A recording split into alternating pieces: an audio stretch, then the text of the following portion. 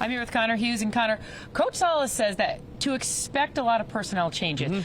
I expect to see a lot more younger players stepping up. Yeah, it's a youth movement, and it's a youth movement that the Jets kind of are forced into. I think ideally you don't necessarily play the guys with no experience, because a lack of experience generally leads to mistakes, and mistakes lead to penalties, and the Jets are trying to eliminate them. But they have no choice. They need to find a way to get this offense out of basically being stuck in neutral. I mean, they have not scored a touchdown in 11 quarters. They have just 5 passing touchdowns this season, so they need to find something that is going to jumpstart them. And I think you're going to see it in the form of, like you said, young players. That means Jason Brownlee is going to see a lot more time on the field. You're going to see Izzy get on the field a lot more. Jeremy Ruckert's going to get on the field a lot more. Just anything to try to get this unit going.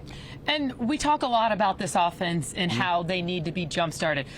We're kind of the defense and how well they've played, kind of taking a back seat. Yeah, it's week after week after week. It's the exact same thing. The Jets have, Robert Salas said it a ton, a championship-level defense, a team that you could absolutely win a Super Bowl with, or a defense you could absolutely win a Super Bowl with. And I don't think one person gets a lot of credit for that, certainly not the credit that he deserves, and that's defensive coordinator Jeff Ulbrich. You know, we talk all the time about these young, hotshot offensive minds, brilliant offensive minds that get head coaching consideration every single year. Jeff Ulbrich is somebody that I believe needs to be involved in this head coaching circuit, because he is somebody that has helped build Robert Salas' unit. I know Robert Salas is a defensive-minded head coach, but this is Jeff Ulbrich who calls the plays, Jeff Ulbrich who does the game planning. His fingerprints are all over this unit that has developed a reputation that is as good as they believe that they are. So, I mean, look what this defense did against Philadelphia, and they didn't have their starting corners. Yeah, Philadelphia, Buffalo, pretty much every top-tier quarterback, as Robert Salas said, they embarrass them. And one of the big reasons why they embarrass them is the guy who's running the show, and that is Jeff Ulbrich. The Jets have great players, but great players don't do it alone. You need somebody that puts them in the position to have success.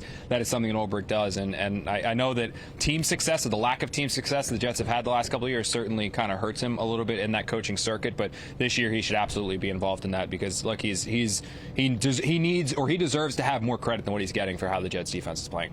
Well, Bree deserves a lot more credit on how she dressed you, because it's a nice wool jacket. Should have worn it to Buffalo, though. It's going to be a little chilly.